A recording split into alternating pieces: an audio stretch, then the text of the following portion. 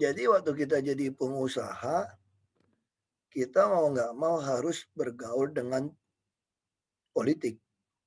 Karena kalau tanpa kamu jadi pengusaha, kalau tanpa kekuasaan ya kamu pasti dikerjain lah tanda kutip. Ibaratnya dari zaman dulu Orde Baru ya semacam upeti kan. Mhm. Nah disitulah ketika kita tidak bisa memberikan, tidak mau KKN, kalau kita ada kerjaan yang hubungan dengan mereka, perizinan segala macam pasti agak sulit. Nah di situ bapak saya bilang, ada pepatah kuno waktu itu pabrik saya tutup karena ribut sama pejabat.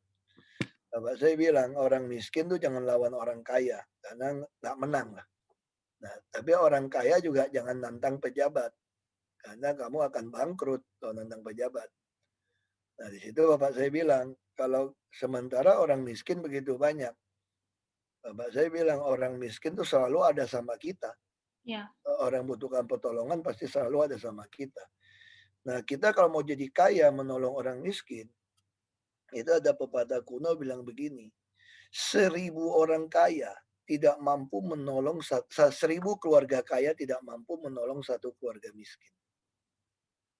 Itulah kemiskinan. Iya. Jadi kemiskinan itu harus kita bantu, kemiskinan struktural ini harus kita bereskan. Jadi orang itu banyak yang bekerja, misalnya contoh dia bekerja, dia jujur gitu loh. Uangnya dia juga nggak aneh-aneh, Iya. asal bisa beli makanan, pakaian, asal anak sekolah sudah cukup. Tapi kadang-kadang ketidakadilan ini mau masuk sekolah pun anak orang miskin nggak bisa sekolah. Mhm. Apalagi dia nggak mampu ambil ekstra kurikuler misalnya atau ekstra kurikuler juga mesti bayar biasanya kan. Di samping dia juga tidak mampu untuk punya guru kursus secara khusus. Iya.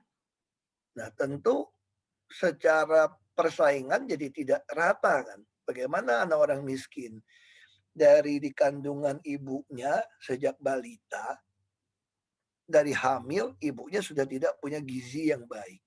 Bahkan ibunya mungkin mesti stres, mesti kerja setengah mati. Iya. Jadi si bayi di dalam rahim pun sudah mengalami stres susahnya.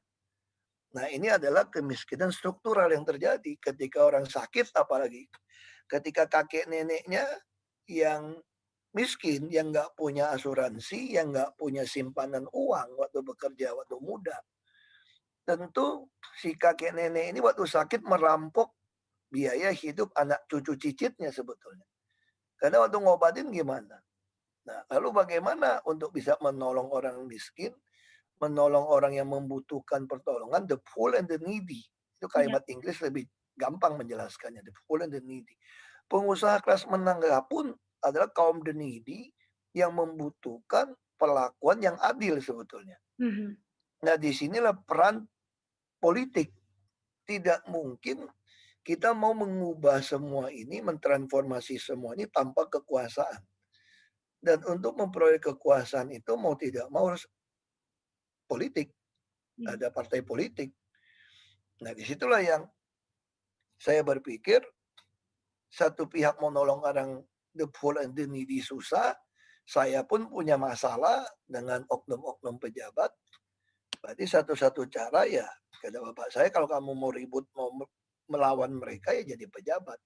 Nah, di situ dasarnya saya masuk jadi pejabat untuk supaya meratakan lapangan tanding. Iya. Supaya full and the needy mendapatkan haknya mereka.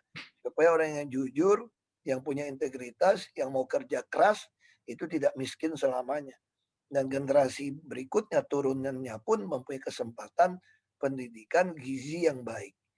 Jadi ini yang harus kita lakukan di pemerintah. Sehingga lapangan tanding ini rata, bangsa ini akan memiliki banyak orang hebat. Kalau cuma yang bisa jadi sekolah baik, yang makan gizi baik hanya sekelompok anak orang kaya atau Mhm.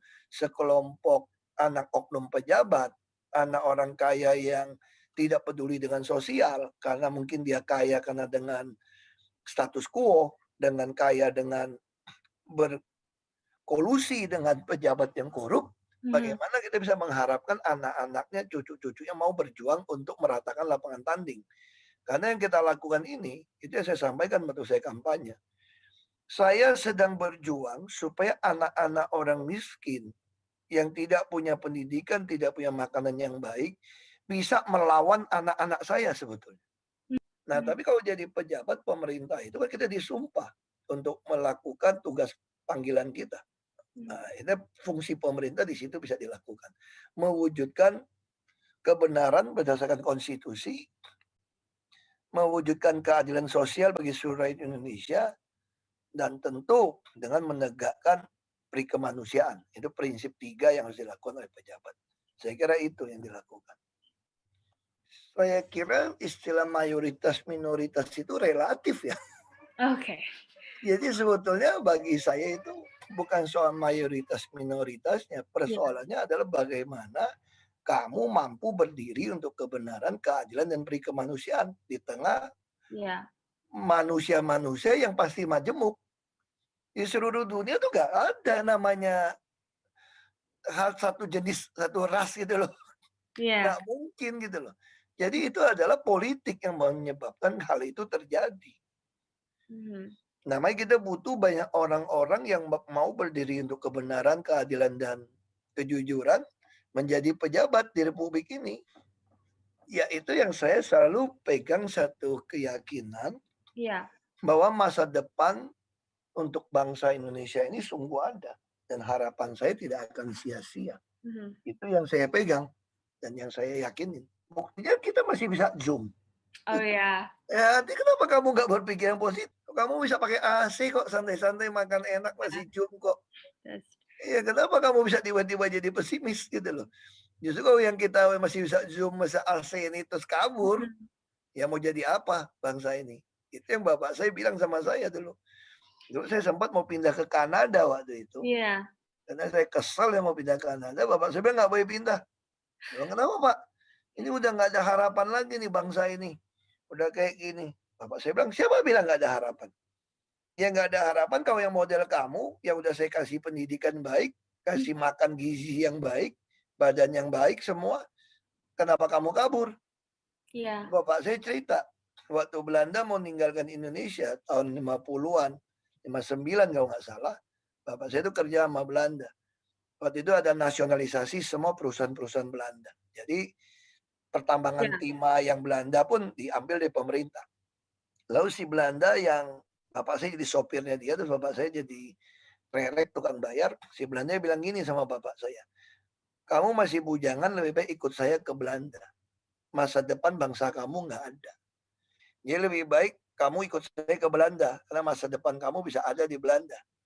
Lalu bapak saya dalam hati berpikir begini, kalau benar di kampung ini cuma saya yang dibilang orang paling hebat, yang bisa bagus, kalau saya pergi tinggal siapa dong di kampung ini? Berarti saya nggak boleh pergi dong ke Belanda. Saya mesti berjuang di kampung ini.